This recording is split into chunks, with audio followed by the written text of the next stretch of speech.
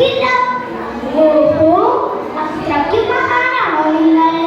എന്നാ പെട്ടി ഇങ്ങോട്ട് തന്നാട്ടെ, ഞാൻ ചുമക്കാൻ പെട്ടി. യുവാവ് മുമ്പോട്ട് നടന്നു.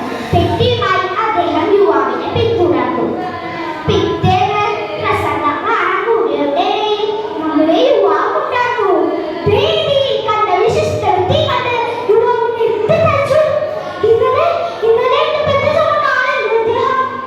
ഇത്രയും മഹാനായിരുന്നു ഒരു വഴിയും കൂടാതെ എന്റെ ആ ചെറിയ പെട്ടി ചുമന്നത്. അങ്ങനെ പ്രസംഗം കഴിഞ്ഞ ഉടനെ യുവാവ് ഓടിച്ചെന്ന് അദ്ദേഹത്തിന്റെ കാൽക്കൽ വീണ് മാപ്പ് ചോദിച്ചു. എന്നാൽ യുവാവിനെ പിടിച്ചെണീപ്പിച്ചുകൊണ്ട് അദ്ദേഹം